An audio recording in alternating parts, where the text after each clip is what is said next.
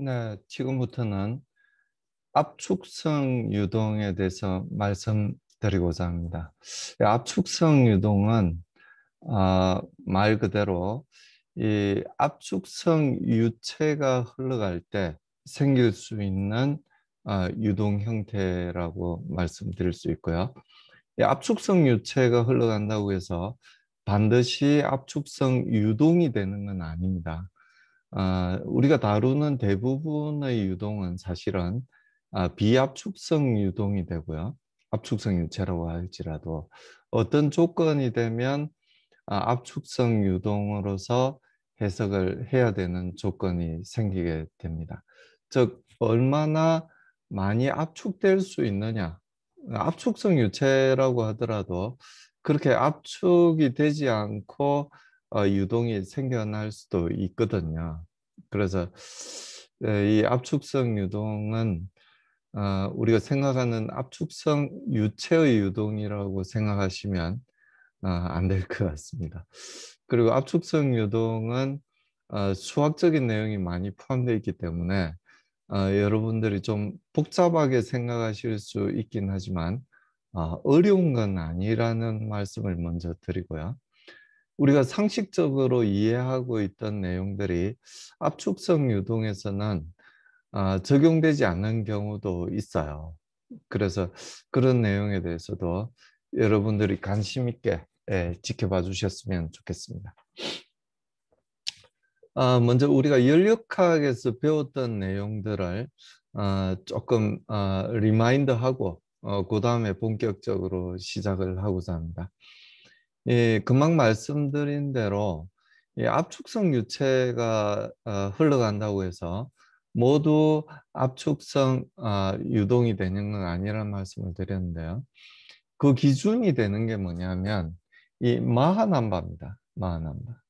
그래서 유체의 속도가 이 캐피탈 V라고 하고 그 유체의 음속이 알파라고 했을 때 이 유체의 속도를 음속으로 무차원화했을 때 이 값이 바로 마하남바가 됩니다. 그래서 이 마하남바가 1보다 무척 작을 때는 비압축성 유동이라고 이야기를 하고요.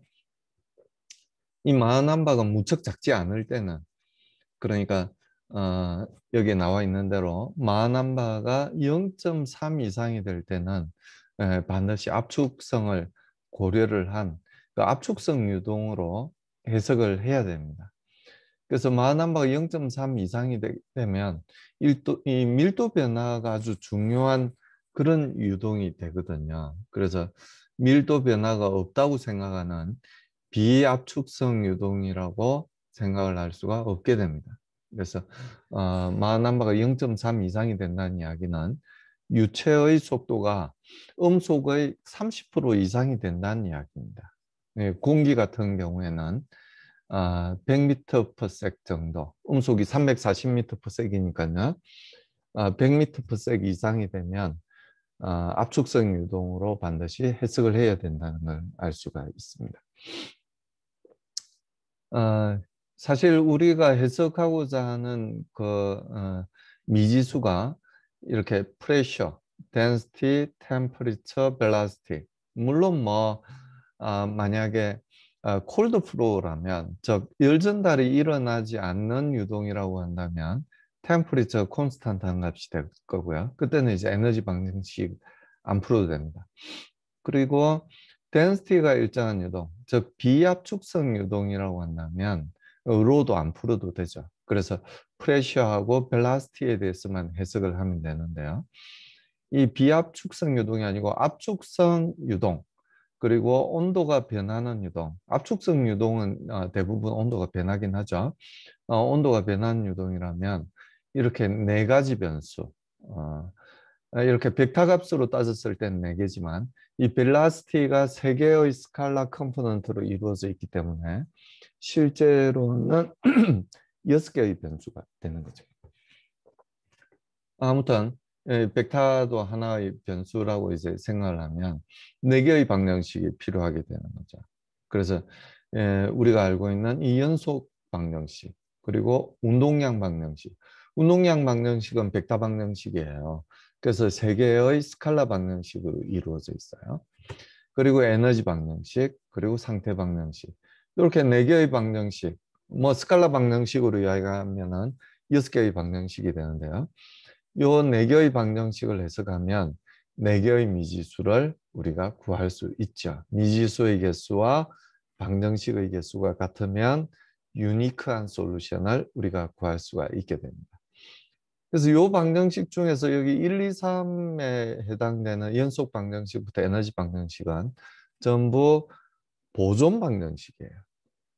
질량 보존을 나타내는 연속 방정식, 운동량 보존을 나타내는 운동량 방정식, 그리고 에너지 보존을 나타내는 에너지 방정식. 이 세 가지 방정식은 스칼라 방정식으로 하면은 5개죠. 이 세 개의 방정식은 보존 방정식입니다. 그에 반해서 여기 네 번째 적혀 있는 이 상태 방정식은 보존 방정식이 아닙니다. 보존 방정식이 아니고 그 관계를 나타내는 미지수, P와 로와 T 사이의 관계를 나타내는 상태 관계식이라고 말씀드릴 수가 있어요. 그래서 이 세 개의 방정식과 이 네 번째 방정식은 서로 성격이 좀 다르다는 걸 여러분들이 알고 계셨으면 좋겠습니다. 그래서 이 네 개의 방정식을 풀긴 하는데요. 그대로 풀진 않고 우리가 어떤 가정을 하게 되냐면은 가역, 대부분의 프로세스는 전부 비가역으로 일어나긴 합니다. 비가역으로 일어나고 여기에 나와 있는 등엔트로피라는 가정도 적용되지가 않죠. 하지만 해석을 하기 위해서는 할 수 없이 가역 단열이라는 가정, 그리고 등엔트로피라는 가정을 해야만 우리가 해석을 할 수 있습니다. 그래서 이런 가정 하에서 해석을 한다는 걸 먼저 염두에 두시길 바랍니다. 그래도 이렇게 해석을 하더라도 정답과 거의 가까운 값을 얻을 수 있기 때문에 너무 실망하지는 않으셨으면 좋겠습니다. 그래서 우리가 유동을 나눌 때 압축성, 특히 압축성에서는 그렇죠. 이 마하넘버를 기준으로, 마하수를 기준으로 유동을 이렇게 분류를 하게 됩니다. 물론 점성 유동에서는, 그러니까 비압축성 유동은 또 레이놀즈 넘버에 따라서 여러 가지 분류로 나누기도 하잖아요. 레이놀즈 넘버가 아주 작을 때는 클리핑 플로우라고 이야기하고 그다음에 라미나 플로우, 터블런트 플로우 이렇게 나누었죠. 근데 이제 압축성 유동에 대해서 이야기를 할 때는 이 마하수에 따라서 분류를 하는 게 일반적입니다. 그래서 마하수가 0.3 이하일 때는 그냥 비압축성 유동으로 해석을 하면 돼요. 공기 유동이라고 할지라도 비압축성 유동으로 해석을 할 수가 있습니다. 밀도가 거의 변하지 않고요. 밀도 효과를 거의 무시할 수 있는 유동이기 때문에 이 마하나마가 0.3 이하에서는 그냥 비압축성 유동, density가 콘스탄트하다고 두고 해석을 하게 됩니다. 이 마하남바가 이제 커짐에 따라서 점점 이제 분류를 하게 되는데요. 제일 큰 분류가 뭐냐면 마하남바가 마수가 1보다 크냐 아니면 작으냐에 따라서 초음속이냐 아니면 아음속이냐 이렇게 분류를 하게 됩니다. 이렇게 아음속이라고 표시된 거 그리고 초음속이라고 표시된 게 대표적으로 마수가 1보다 크냐 작으냐를 가지고 나누는 분류가 됩니다.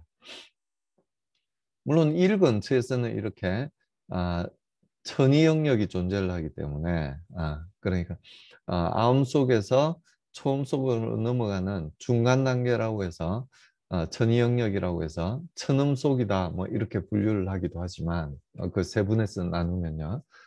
보통은 음속에 따라서 나누면 아음속이냐 마하남바가 1보다 작으냐 아니면 1보다 크냐에 따라서 크게 이제 분류를 하게 됩니다. 1보다 클 때하고 작을 때하고 유동의 성격이 완전히 달라지게 되거든요. 그래서 그 점은 나중에 다시 말씀드리도록 하겠습니다.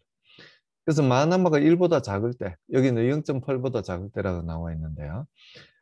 이때는 아음속이긴 하지만 밀도 효과는 중요한 영역입니다. 요 0.3 이상이 되면 밀도 효과가 다 중요한 영역들이에요. 0.3 이상이 되게 되면. 근데 충격파라고 하는 샥 웨이브라고 이야기를 하는데요.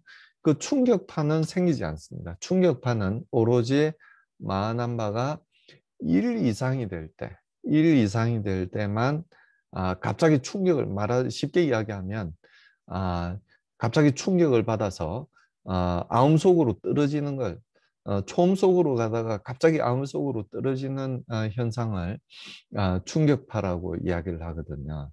그래서 마하남바가 1보다 작을 때는 이 충격파가 절대 생기지 않습니다.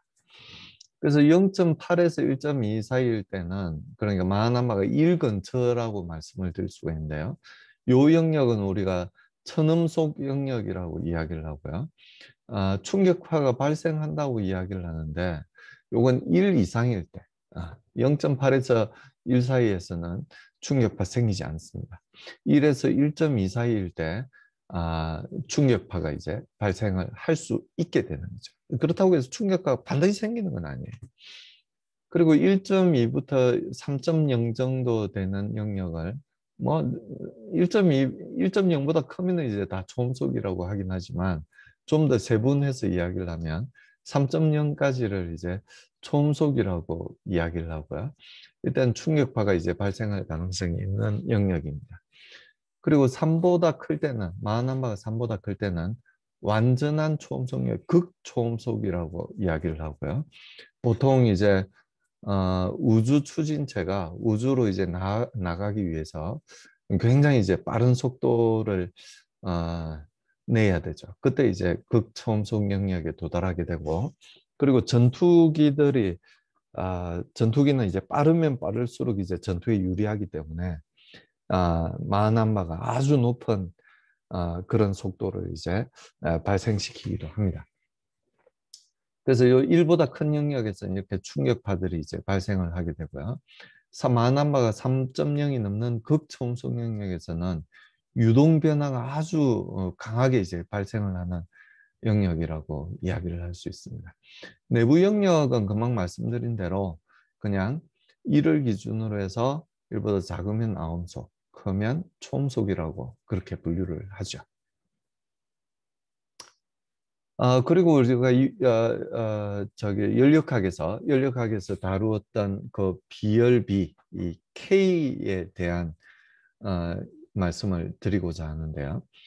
이 K 값은 뭐 흔히 우리가 쉽게 다루던 그 유체 자체가 공기와 물이기 때문에 1.4라고 그냥 기억을 하시는 분들이 많으실 겁니다. 이 똑같은 K기호를 쓰는 다른 물성치인 열전도율, 컨덕티비티죠. 컨덕티비티하고는 전혀 다른 값입니다. 같이 K로 쓰긴 하지만 여기서 말씀드리는 건 비열비, 그러니까 CV라고 하는 비열하고 CP라고 하는 두 비열의 비를 나타내는 그런 물성치가 이 K입니다. 온도가 상승함에 따라서 이 K 값은 점점 1에 가까워지게 돼요. 1에 가까워지게 됩니다. 보통 1에서부터 1.7 사이의 값을 가지고요. 우리가 잘 알고 있는 공기는 1.4 정도의 값을 갖고 있습니다. 물론 콘스탄트한 값은 아니고요. 여기서 말씀드린 대로 온도에 따라서 다른 또 압력이나 다른 물성치에 따라서 K는 사실은 변하는 값인데요. 우리가 다루는 그 범위 내에서는 거의 1.4 근처에 있기 때문에 거의 콘스탄트한 값이라고 생각을 해도 괜찮을 것 같아요. 자, CV가 뭔지 혹시 기억을 하시나요? 이 아래 첨자 V를 주목을 해주시면 될 것 같은데요. 이 비열이라는 건 기본적으로 뭐냐면 1kg, 그러니까 단위 질량을 갖고 있는 물체를 1도씨 높이는 혹은 1켈빈 혹은 이제 1R, 섭씨 온도로 할 때는 또 다르죠. 1도 올리는데 필요한 열, 그 열을 그러니까 스페시픽 hit이죠. 스페시픽 히트. 그때 필요한 열을 비열이라고 이야기를 하는 겁니다. 근데 아래 첨자가 V가 붙어 있는 건 뭐냐면 최적이 일정해요. 볼륨이 일정할 때 1kg의 질량을 1도 높이는 데 필요한 열을 비열이라고, 여기는 이제 정적 비열이라고 이야기를 하죠. 이 볼륨이 일정할 때의 값이에요. 그리고 CP는 이 아래 첨자가 P로 붙었으니까 뭐가 일정하겠어요? 프레셔가 일정하겠죠. 그러니까 볼륨은 변한다는 이야기예요. 프레셔가 일정할 때 1kg 단위 질량의 물질을 1도 높이는 데 필요한 열. 그래서 스페시픽 hit이 되는 거죠. 열을 정압 비열이라고 그렇게 이야기를 합니다. 그래서 이 K는 여기 보시는 바와 같이 항상 1보다 크죠. 1보다 큰 값을 가집니다. 이 볼륨이 일정하다는 이야기는 무슨 이야기냐면은 우리가 열을 가해 줬을 때 온도를 높이는 데만 그 열이 사용이 돼요. 근데 프레셔가 일정할 때는 어떤 일이 생기냐면은 이 열을 가해주면 통상 어떤 일이 생기냐면은 압력이 일정할 때 볼륨이 커지잖아요. 부피가 늘어나요. 밀도가 작아져서 볼륨이 늘어나게 됩니다. 볼륨이 늘어나게 되면은 이 물체가 외부에 대해서 일을 해주는 게 돼요. 일을 해주는 게 돼요. P 곱하기 델타 V가 말하자면은 일이 되는 거잖아요. 그래서 가해준 열이 온도를 높이는 데만 사용이 되는 게 아니라 외부에 일을 해주는데도 그 열이 사용이 되기 때문에 1도씩 높이는 데는 1도씩 높이는 데만 열이 들어가는 게 아니라 외부에 일을 해주는데도 이 열이 일부가 사용이 되게 돼요. 그래서 이 CV 같은 경우에는 정적 비열 같은 경우에는 이 볼륨이 일정하기 때문에 외부에 일을 해주지 않고 오로지 온도를 높이는 데만 열이 사용이 되고 CP는 외부에 일을 해주는데도 일부 열이 사용이 되기 때문에 CP가 CV보다 항상 더 클 수밖에 없어요. 공기의 경우에는 말하자면 CV 같은 경우에는 1이라는 열을 가해주면 1이라는 열이 1도를 높이는데 오롯이 다 사용이 돼요. 근데 프레셔가 일정한 경우에는 어떠냐면은 1.4를 넣어주게 되면은 열을 넣어주게 되면은 1.4 중에 1은 온도를 높이는 데 사용이 되고 0.4는 어떠냐면은 팽창을 하면서 외부에 일을 해주는 데 사용이 되게 돼요. 그래서 이 비열 B가 1.4가 되게 됩니다. 그러니까 CP가 정압 비열이 정적 비열에 비해서 1.4배가 되게 되는 거죠. 그리고 우리가 다루었던 내용 중에 그러니까 다시 말씀드리면 이 비열 B는 이 정압 비열, 정적 비열 사이에 B를 나타내는 거예요. B, 레이쇼를 나타내는 거예요. 요 B는 뭐냐면은 스페시픽, 그러니까 단위 질량, 단위 온도에 대한 이야기를 나타내기 때문에 이 스페시픽한 값, B라는 값을 붙였고요. 여기 B는 뭐냐면 레이쇼예요. 그래서 CV와 CP 사이에 비율을 나타내기 때문에 요 B가 다시 붙게 되는 거죠. 그러니까 요 B하고 요 B는 서로 의미하는 게 다른 B예요. 그리고 요 CP하고 CV의 차이를 우리가 뭐라고 이야기를 하냐면은 기체상수 R이라고 이야기를 합니다. 기체상수 R이라고 이야기를.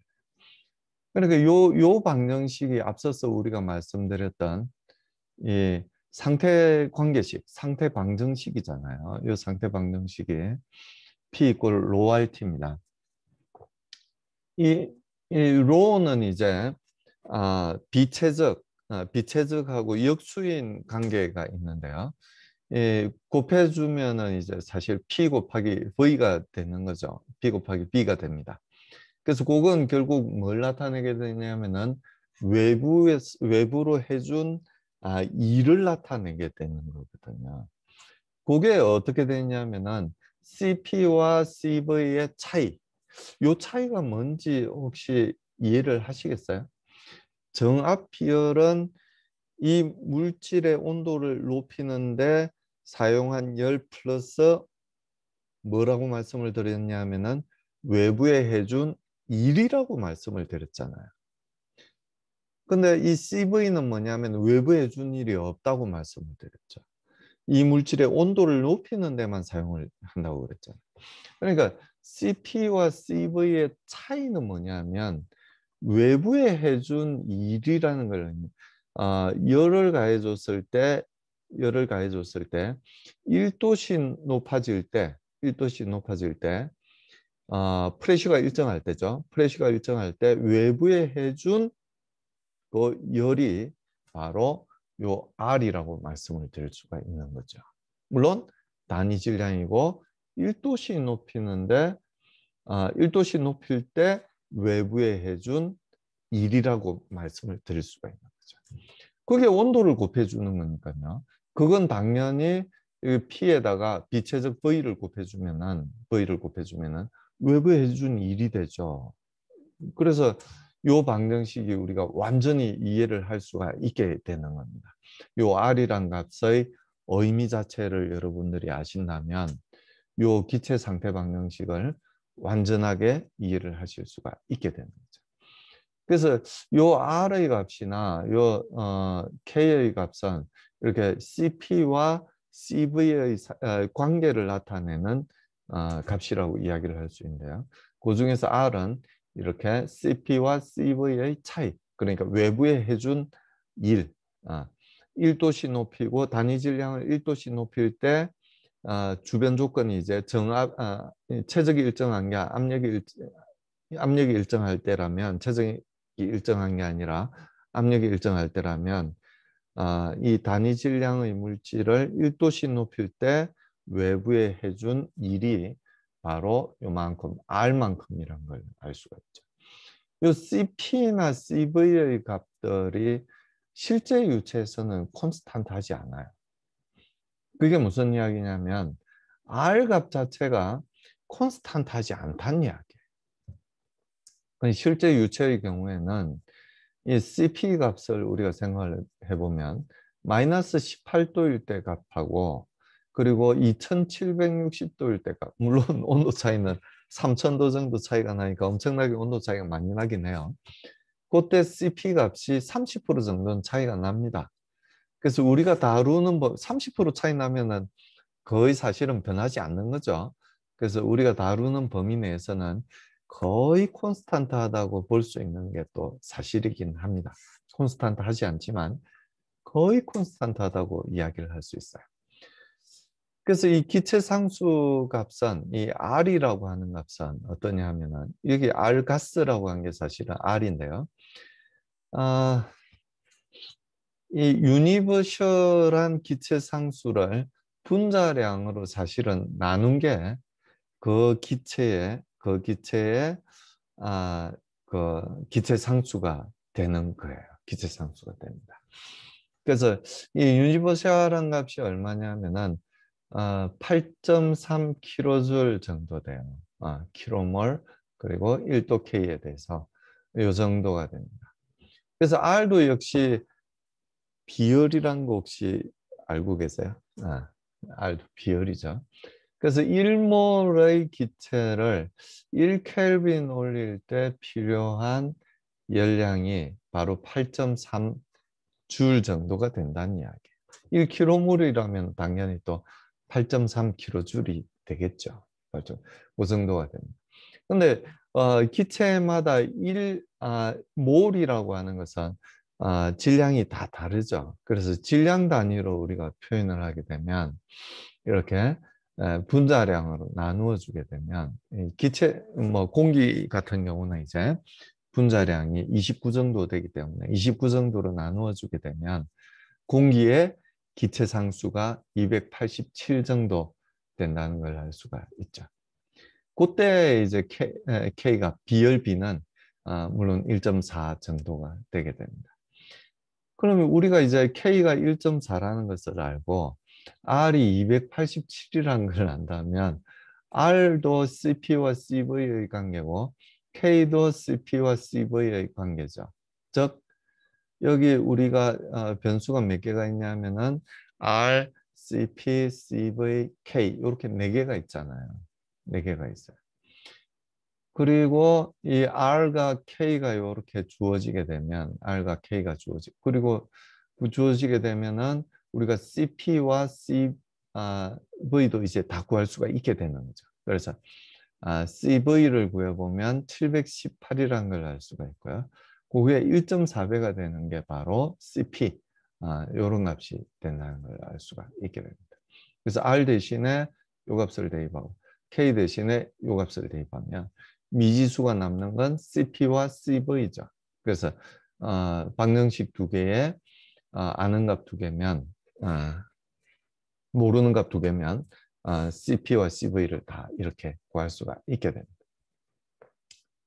자, 그래서 이 CV를 이제 사용하는 건 뭐냐면 외부에 해준 일을 빼고 내부가 갖고 있는 에너지를 표현을 할 때는 이 CV로 표현을 하는 게 아주 타당한 이야기예요. 그래서 CV에다 T를 곱해주면 내부 에너지를 얼마나 갖고 있는지를 표현을 하게 됩니다. 그리고 우리가 흔히 말하는 그 물질이 갖고 있는 에너지라고 이야기할 때 엔탈피를 이야기를 하잖아요. 엔트로피 말고요. 엔탈피라고 이야기를 하잖아요. 그건 그 물질에 순수하게 가해준 열량을 나타냅니다. 그 중에 일부는 내부 에너지를 높이는 데 사용을 하게 되고요. 일부는 어떻게 돼요? 일부는 외부에 일을 해주는 데 사용이 돼요. 그래서 그 물질이 흡수한 에너지, 그 물질이 이제 순수하게 갖고 있는 에너지는 이 엔탈피로 표현을 하게 되는데요. 그건 CP 곱하기 델타 T로 이제 표현을 해주게 됩니다. 아시겠죠? 우리가 연력학 시간에 다 이야기했던 내용이긴 합니다. 그리고 이제 아주 어려운 여러분들이 아마 연력학 시간에 어렵게 이제 받아들였을 내용인데요. 금방 요 엔탈피하고는 뚜렷하게 구분이 되는 엔트로피라는 개념입니다. 엔트로피. 그래서 이 엔트로피는 1이라는 상태에서 2라는 상태로 갈 동안에 어떤 경로로 가느냐에 따라서 엔트로피 값은 달라지게 되죠. 달라지게 돼요. 그래서 그 엔트로피의 변화를 DS라고 표현을 하면, 델타 S라고 표현을 하면, 그 엔트로피의 변화는 어디서부터 생기느냐면은, 이렇게, 엔탈피의 변화로부터 일단 기본적으로 생길 수밖에 없고요. 엔탈피 변화로부터 생기고, 또 무엇의 변화로부터 생기냐면은, 프레셔의 변화로부터 생기게 됩니다. 프레셔와 압력, 덴시티의 관계죠. 이 관계로부터 생길 수밖에 없게 됩니다. 만약에 이제 완전기체라면 금방 이제 말씀드렸듯이 CP가 일정한 값을 갖고 있는 델타 H는 CP 곱하기 델타 T로 표현을 할 수가 있고요. 이상기체, 완전기체라고 말씀드렸는데 이상기체인 경우는 이상기체 상태관계식으로부터 P 이꼴 로RT죠. 그래서 로 곱하기 T는 R분의 P라는 관계식을 우리가 이미 알고 있습니다. 그래서 이 엔탈피에 관한 식, 그러니까 DH가 CP 곱하기 델타 T라는 식, 그리고 로 곱하기 T가 P 나누기 R이라는 식으로부터 우리는 요 식을 얻을 수가 있게 됩니다. 양변에 T를 나눠주고 그리고 여기 분모에 있는 로 곱하기 T 대신에 P 나누기 R을 대입을 해줘서 1번 점에서부터 2번 상태까지 적분을 해주게 되면 요 식을 요 두 값을 대입을 하고 1번 상태로부터 2번 상태까지 적분을 해주게 되면 요 식이죠. 적분을 해준다는 의미가. 그리고 만약에 금방 말씀드린 대로 이 CP가 콘스탄트하다면 요 식은 쉽게 이제 적분이 될 수가 있죠. 적분이 될 수가 있습니다. 그래서 요건 이제 엔트로피의 차이로서 표현이 될 거고요. 이건 T분의 1을 T에 대해서 적분을 하는 거니까 로그 T가 되겠죠. 이건 P분의 1을 P에 대해서 적분을 하는 거니까 로그 P가 되겠죠. 이렇게. 그래서 적분을 하면 요 식을 이제 구할 수가 있게 됩니다. 요 식을 구할 수가 있게 돼요. 그래서 1번 상태에서부터 2번 상태까지 온도가 변하지 않고 압력이 변하지 않는다면 엔트로피가 변하지 않겠죠. 또 만약에 이 둘 다 변하지 않는다면 변하지 않겠지만 그럴 리는 없겠죠. 그래서 만약에 엔트로피가 변하지 않으려면 요 값이 같을 때도 엔트로피가 변하지 않아요. 그리고 참, 이 프레셔하고 덴시티는 또 이런 관계가 있으니까요. 이런 관계가 있으니까 그 관계를 여기다 대입을 하게 되면 요 CP가 CV로 바뀌게 되고요. 이 프레셔가 덴시티로 바뀌게 되는 이런 관계를 또 얻을 수가 있게 됩니다. 이런 관계를 얻을 수가 있게 돼요. 그래서 만약에 엔트로피가 일정하다면 그럼 1번 상태에서 2번 상태까지 엔트로피가 같으니까 좌변이 0이 되겠죠. 0이 되는 방법은 쉬운 방법이 이제 이게 둘 다 0이 되는 방법. 템퍼리처하고 프레셔와 같은 그 방법도 있을 수가 있지만 그렇지 않더라도 요 값하고 요 값이 같거나 뭐 다르게 이야기하면 요 값하고 요 값이 같으면 엔트로피가 변하지 않겠죠. 그래서 우리가 여기 타이틀대로 등 엔트로피, 아이소 엔트로피 프로세스라고 한다면 어떤 경우를 이야기하게 되냐면은 이 좌변이 0이 되는 경우, 즉 요 값과 요 값이 같은 경우, 뭐 다르게 이야기하자면 요 값과 요 값이 같은 경우를 아이소 엔트로피 프로세스라고 이야기를 할 수 있다는 거죠.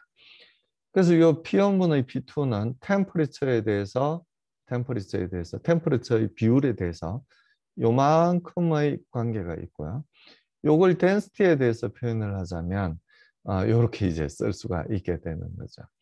혹은 요 식을 똑같이 이제 세 변에 요 지수의 역수를 취해주면 되겠죠. 취해주면 T1분의 T2는 프레셔에 대해서는 이렇게 표현이 되고 덴시티에 대해서는 이렇게 표현을 할 수가 있게 됩니다.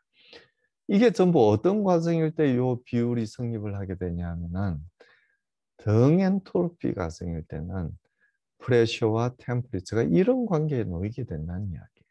혹은 프레셔와 덴시티가 이런 관계에 놓이게 되고요. 템퍼리처와 덴시티가 이런 관계에 놓이게 된다는 이야기를 할 수가 있게 됩니다. 오늘은 여기까지 하겠습니다.